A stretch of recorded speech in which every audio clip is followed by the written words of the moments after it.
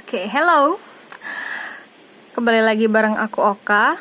Jadi kali ini aku bakal lanjut baca buku Harry Potter yang pertama, Harry Potter dan Batu Bertuah, chapter 11, chapter 11, Quidditch. Kita langsung mulai aja. Memasuki bulan November, hari menjadi sangat dingin. Pegunungan yang mengelilingi sekolah berubah abu-abu, bersaput es dan daun seolah menjadi baja beku. Setiap pagi, tanah berselimut salju.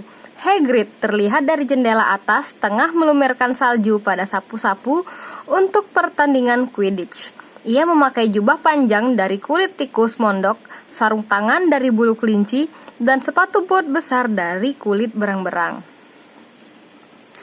Masa pertandingan Quidditch telah dimulai. Pada hari Sabtu, Harry akan bermain dalam pertandingan pertamanya setelah berminggu-minggu berlatih. Gryffindor versus Slytherin. Jika Gryffindor menang, peringkat mereka akan naik ke tempat kedua dalam kejuaraan antar asrama. Nyaris tak ada yang pernah melihat Harry bermain karena Wood telah memutuskan bahwa sebagai senjata rahasia mereka, Harry harus dirahasiakan. Tetapi berita bahwa dia akan bermain sebagai Seeker entah bagaimana telah bocor dan Harry tak tahu mana yang lebih buruk. Anak-anak berkata kepadanya bahwa dia akan bermain dengan Brilliant, atau mereka berkata akan berlari-lari di bawahnya memegangi kasur. Sehingga beruntung bahwa sekarang Harry berteman dengan Hermione. Dia tak tahu bagaimana bisa menyelesaikan semua PR-nya tanpa Hermione, apalagi dengan latihan menit terakhir Quidditch yang diwajibkan Wood. Hermione juga telah meminjaminya buku Quidditch dari masa ke masa yang ternyata menarik sekali.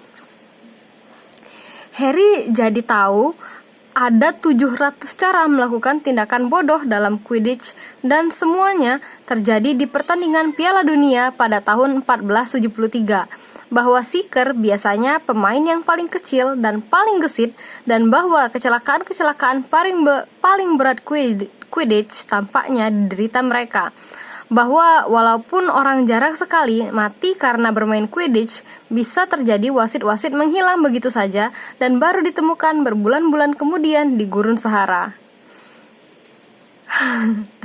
Hermione sudah tidak terlalu ketat lagi dalam hal melanggar peraturan sejak Harry dan Ron menyelamatkannya dari teror gunung, dan sikapnya juga jadi jauh lebih menyenangkan. Sehari sebelum pertandingan Quidditch pertama Harry, mereka bertiga berada di halaman yang super dingin selama jam istirahat, dan Hermione menyihir api biru terang yang bisa dibawa-bawa dalam botol selai. Mereka sedang berdiri memunggungi api itu, menghangatkan diri ketika Snape menyeberangi halaman. Harry, Ron, dan Hermione merapat dan menghalangi api dari pandangan. Mereka yakin menyihir api tak diizinkan. Celakanya, wajah mereka yang menyiratkan perasaan bersalah tertangkap mata Snape. Dia mendekat dengan terpincang-pincang. Dia tidak melihat api itu, tetapi kelihatannya dia mencari-cari alasan untuk bisa mengadukan mereka. "Apa itu yang kau pegang, Potter?" "Buku Quidditch dari masa ke masa," Harry menunjukkan. "Buku perpustakaan tidak boleh dibawa keluar sekolah," kata Snape. "Berikan padaku. 5 angka dipotong dari Gryffindor." "Peraturan itu diada-adakan," gumam Harry gusar ketika Snape terpincang-pincang menjauh. "Kenapa ya kakinya?" "Entahlah, tapi kuharap sakit sekali," kata Ron sengit. Ruang rekreasi Gryffindor bising sekali malam itu. Harry, Ron, dan Hermione duduk bersama di dekat jendela. Hermione sedang memeriksa PR jimat dan guna-guna milik Harry dan Ron. Dia tidak mengizinkan mereka menyalin PR-nya. "Bagaimana kalian belajar kalau cuma menyalin?" Tetapi dengan meminta Hermione memeriksa PR mereka toh mendapatkan jawaban yang benar juga. Harry merasa resah. Dia menginginkan kembali buku Quidditch dari masa ke masa untuk mengalihkan pikirannya dari pertandingan besok. Kenapa dia harus takut kepada Snape? Seraya bangkit, dia memberitahu Ron dan Hermione dia akan bertanya kepada Snape kalau dia boleh meminta kembali buku itu. "Kau sendiri saja deh," kata mereka serempak. Tetapi Harry menduga Snape tak akan menolak jika ada guru-guru lain yang mendengarkan. Dia menuju ke ruang guru dan mengetuk. Tak ada jawaban, dia mengetuk lagi. Tetap tak ada jawaban. Mungkin Snape meninggalkan buku itu di dalam, layak diselidiki. Harry mendorong pintu hingga terbuka dan mengintip ke dalam. Pemandangan yang tampak olehnya sungguh mengerikan. Snape dan Filch ada di dalam cuma berdua. Snape mengangkat jubahnya ke atas lutut. Salah satu kakinya luka berdarah-darah. Filch sedang membabatnya. Makhluk sialan. Snape memaki. Bagaimana mungkin kita mengawasi 3 kepala sekaligus? Harry berusaha menutup pintu diam-diam, tetapi Potter! Wajah Snape berkeriut saking marahnya ketika dia menjatuhkan jubahnya untuk menyembunyikan kakinya. Harry menelan ludah. Saya ingin tahu, apakah saya boleh mengambil buku saya? Keluar! Harry pergi sebelum Snape sempat mengurangi angka Gryffindor. Dia berlari balik ke atas. Berhasil? Tanya Ron ketika Harry bergabung kembali bersama mereka. Ada apa? Dalam bisikan pelan, Harry memberitahu mereka apa yang telah dilihatnya. Kalian tahu apa artinya ini? Dia mengakhiri ceritanya dengan menahan nafas. Dia mencoba melewati anjing kepala 3 itu pada malam Halloween. Kesitulah dia waktu kita melihatnya. Dia ingin mengambil entah apa yang dijaga si anjing. Dan aku berani mempertaruhkan sapuku. Dialah yang memasukkan troll itu untuk mengalihkan perhatian. Mata Hermione terbelalak. Tidak, dia tak akan begitu, kata Hermione. Aku tahu dia tidak begitu menyenangkan, tapi dia tidak akan mencoba mencuri sesuatu yang disimpan Dumbledore. Astaga Hermione, kau pikir semua guru itu orang suci atau apa? Tukas Ron. Aku setuju dengan Harry. Aku tidak percaya pada Snape. Tetapi apa yang dikejarnya? Apa yang dijaga anjing itu? Harry pergi tidur dengan kepala penuh pertanyaan yang sama. Neville mendengkur keras, tetapi Harry tidak bisa tidur. Dia mencoba mengosongkan pikiran. Dia perlu tidur. Dia harus tidur. Beberapa jam lagi dia akan bermain dalam pertandingan Quidditch-nya yang pertama. Tetapi ekspresi wajah Snape ketika Harry melihat kakinya tidak mudah dilupakan. Paginya, udara sangat dingin dan cerah. Aula besar dipenuhi aroma lezat sosis goreng dan obrolan riang anak-anak yang sudah menanti-nanti saat menonton pertandingan Quidditch yang seru. Kau harus sarapan. Aku tak ingin makan. Sepotong roti saja, Hermione membujuk. Harry gelisah. Sejam lagi dia akan berjalan ke lapangan. Harry, kau butuh tenagamu, kata Seamus Finnegan. Seeker selalu jadi sasaran serangan tim lawan. Terima kasih Seamus, kata Harry seraya mengawasi Seamus yang memberi saus tomat banyak-banyak ke sosisnya. Pada pukul 11, seluruh sekolah tampaknya sudah memenuhi tempat duduk tinggi di sekeliling lapangan Quidditch. Banyak anak yang membawa teropong. Tempat duduknya memang sudah tinggi sekali, tetapi kadang-kadang masih tetap sulit melihat apa yang sedang terjadi. Ron dan Hermione bergabung dengan Neville, Seamus, dan Dean, si penggemar West Ham, di deret paling atas. Sebagai kejutan untuk Harry, mereka telah membuat spanduk besar dari spray yang telah dicabik-cabik Scabbers. Tulisannya Potter for President, dan Dean yang pandai menggambar telah melukis singa besar Gryffindor di bawahnya. Kemudian Hermione menyihirnya sedikit sehingga catnya berpendar warna-warni. Sementara itu, di kamar ganti, Harry dan para anggota tim lainnya sedang memakai jubah Quidditch mereka yang berwarna merah. Slytherin akan bermain dengan seragam hijau. Wood berdeham meminta anggota-anggotanya diam. Oke, men, katanya. Dan woman, kata Angelina Johnson si Chaser. Dan woman, kata Wood setuju. Ini saatnya, saat penting, kata Fred Weasley. Yang sudah lama kita semua nantikan, kata George. Kami sudah hafal pidato Oliver. Fred memberitahu Harry, kami sudah masuk tim tahun lalu. Tutup mulut kalian berdua, kata Wood. Ini tim terbaik yang pernah dimiliki Gryffindor selama beberapa tahun terakhir ini. Kita akan menang, aku yakin. Dia membelalak kepada mereka semua, seakan ingin mengatakan, kalau tidak, awas. Betul, sudah waktunya. Semoga sukses. Harry mengikuti Fred dan George meninggalkan kamar ganti dan berharap lututnya tidak goyah. Memasuki lapangan di bawah gemuruh sorakan, Madam Hooch sebagai wasit, dia berdiri di tengah lapangan menunggu kedua tim dengan sapu di tangannya. Aku mengingat Aku menginginkan permainan yang jujur, anak-anak, katanya. Setelah mereka semua berkumpul mengelilinginya, Harry memperhatikan bahwa Madam Hooch tampaknya bicara khusus kepada Kapten Slytherin, Marcus Flynn, anak kelas 5. Bagi Harry, tampaknya Flynn punya keturunan darah troll. Dari sudut matanya, Harry melihat spanduk yang berkibar di atas para penonton bertuliskan Potter for President. Jantungnya berdegup. Dia merasa lebih berani. Silahkan naik ke sapu kalian. Harry naik ke atas nimbus 2000-nya. Madam Hooch meniup peluit peraknya keras-keras. 15 sapu meluncur ke atas, makin lama makin tinggi. Pertandingan dimulai. Dan Quaffle langsung berhasil ditangkap oleh Angelina Johnson dari Gryffindor. Sungguh Chaser luar biasa cantik satu ini, lumayan menarik lagi. Jordan! Maaf Profesor. Sahabat si kembar Weasley, Lee Jordan, adalah komentator pertandingan ini.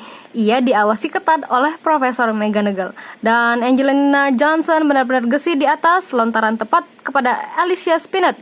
Penemuan baru yang bagus. Si Oliver Wood belum tahun lalu cuma cadangan. Kembali ke Angelina dan tidak, Slytherin berhasil merebut Quaffle. Kapten Slytherin Marcus Flynn berhasil merebut Quaffle dan meluncur jauh. Flynn terbang bagi elang di atas sana. Dia akan mencetak gol. Tidak, dihentikan oleh gerak hebat kiper Gryffindor Wood. Dan Gryffindor kembali memegang Quaffle. Itu Chaser Katie Bell dari Gryffindor menukik manis mengitari Flynn. Naik lagi dan ouch! Pasti sakit sekali. Belakang kepalanya dihantam Bludger. Quaffle berhasil direbut Slytherin. Adrian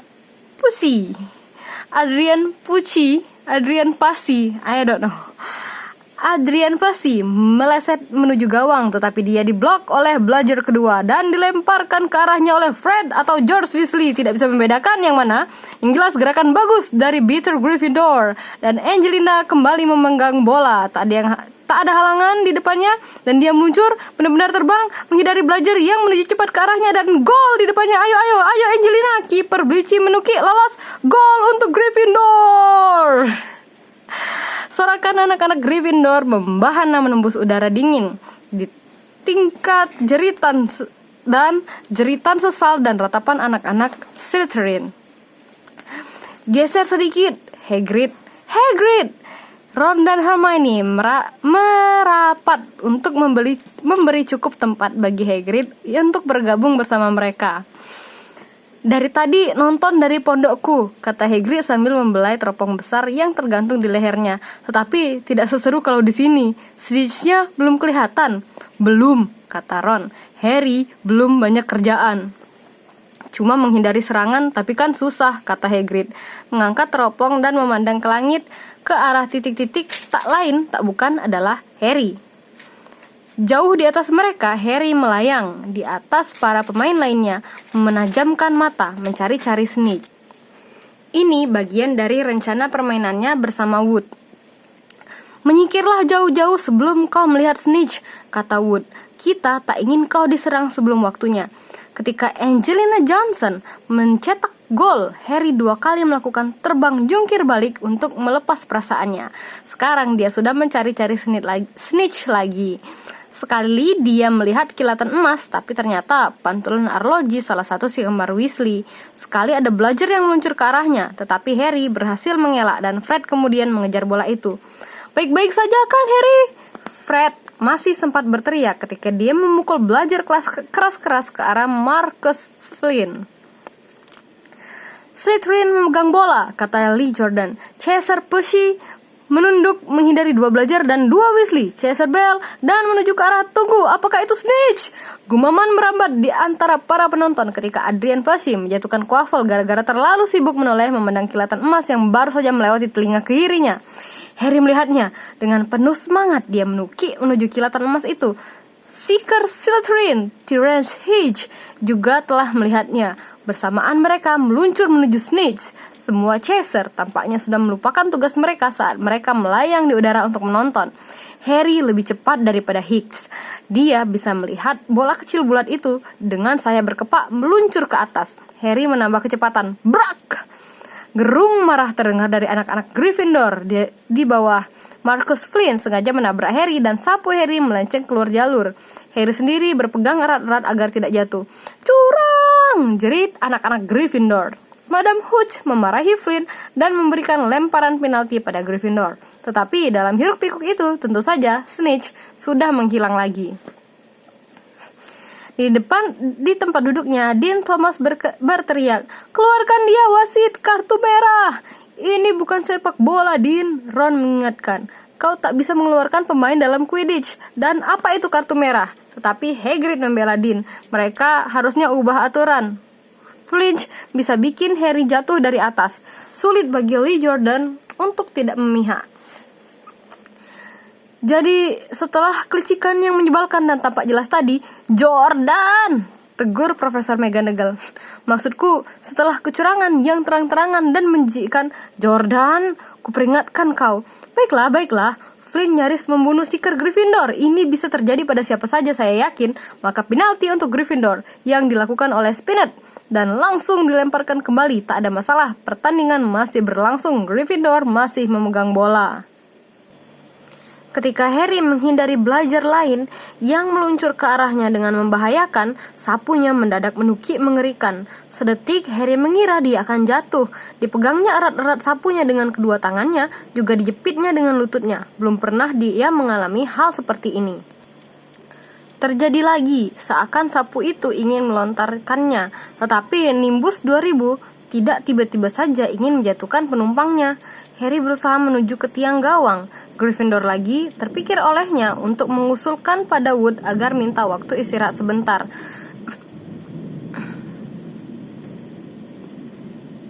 Dan tiba-tiba disadarinya bahwa dia kehilangan kendali atas sapunya. Dia tidak bisa membelokkannya. Dia bahkan tidak bisa mengontrolnya sama sekali. Sapu itu terbang zigzag di udara dan berulang-ulang membuat gerakan mengibas yang nyaris membuat Harry jatuh. Lee masih mengomentari. Bola di tangan Slytherin, Flynn memegang Quaffle melewati Spinnet, melewati Bell, melewati Flynn. Muka Flynn terhantam belajar, mudah-mudahan hidungnya patah. Cuma bergurau, Profesor. Slytherin mencetak gol. Oh tidak, anak-anak Slytherin bersorak. Tampaknya tak seorang pun melihat bahwa sapu Harry bertingkah aneh. Sapu itu pelan-pelan membawa Harry makin tinggi, menjauh dari pemain, seraya menyentak dan melintir. "Ngapain si Harry?" gumam Hagrid. Dia memandang lewat teropongnya. "Kalau tak kenal dia, aku akan bilang dia kehilangan kendali atas sapunya. Tapi mana mungkin?" Mendadak anak-anak di seluruh tribun menunjuk-nunjuk ke arah Harry. Sapunya berguling-guling. Harry hanya bisa berpegangan agar tidak jatuh. Kemudian semua penonton menahan nafas. Sapu Harry menyentak liar dan Harry terlontar dari atasnya. Sekarang dia hanya bergantung dengan satu tangan. "Apa sesuatu terjadi ketika Flynn memblokirnya?" Seamus berbisik. "Mana mungkin," kata Hagrid, suaranya bergetar. "Tak ada yang bisa mempengaruhi sapu itu kecuali sihir hitam yang kuat. Tak ada anak yang bisa melakukannya kepada Nimbus 2000. Mendengar ini, Hermione merebut teropong Hagrid. Tetapi alih-alih meneropong Harry, dengan panik dia mengarahkan kepada para penonton. "Apa yang kau lakukan?" rintih Ron, wajahnya pucat. "Sudah kuduga." Hermione kaget menahan nafas. "Snape, lihat!" Ron merebut teropong itu. Snape ada di tengah, di deretan tempat duduk yang berhadapan dengan mereka. Matanya tertuju ke arah Harry dan mulutnya komat-komit tak henti-hentinya. "Dia sedang berbuat sesuatu, mantrai sapu Harry," kata Hermione. "Apa yang harus kita lakukan?" "Serahkan saja padaku." Sebelum Ron sempat mengucapkan sepatah kata, Hermione sudah lenyap. Ron kembali mengarahkan teropong kepada Harry. Sapunya bergetar begitu hebat sehingga nyaris tak mungkin baginya untuk bergantung lebih lama lagi. Semua penonton berdiri mengawasi dengan cemas ketika si kembar Weasley terbang ke atas mencoba menyelamatkan Harry dengan menariknya ke atas salah satu sapu mereka. Tetapi percuma, setiap kali mereka berhasil mendekat, sapu Harry akan melompat makin tinggi lagi. Mereka menukik turun dan memutar di bawahnya, rupanya berharap menangkap Harry jika dia jatuh. Marcus Finch menyambar Quaffle dan mencetak gol 5 kali tanpa ada yang memperhatikan. "Ayo Hermione," Ron bergumam putus asa. Hermione dengan susah payah berusaha menuju deretan tempat duduk tempat Snape berdiri, dan sekarang berlarian di deretan di belakangnya. Dia bahkan tidak berhenti untuk meminta maaf ketika menabrak Profesor Quirrell sampai terjatuh terjerembab di deretan di depannya. Setibanya di tempat Snape, Hermione berjongkak, mencabut tongkatnya, dan membisikkan beberapa kata pelan. Nyala api biru muncul dari ujung tongkatnya, menyambar ujung jubah Snape. Perlu kira-kira 30 detik bagi Snape untuk menyadari bahwa jubahnya terbakar. Jeritan mendadaknya cukup membuat Hermione tahu dia telah melaksanakan tugasnya. Diraupnya api itu dari jubah Snape dan dimasukkannya ke dalam botol kecil di sakunya. Lalu dia berjalan kembali sepanjang deretan tempat duduk yang dilewatinya tadi. Snape tak akan tahu apa yang telah terjadi. Tetapi itu cukup. Di angkasa, Harry mendadak saja bisa naik kembali ke atas sapunya. "Neville, kau boleh lihat sekarang," kata Ron. Selama 5 menit terakhir, Neville terisak-isak menyembunyikan wajahnya di jaket Hagrid. Harry sedang meluncur ke bawah ketika penonton melihatnya mengatupkan tangan ke mulut, seakan dia mau muntah. Dia mendarat di lapangan dengan tangan dan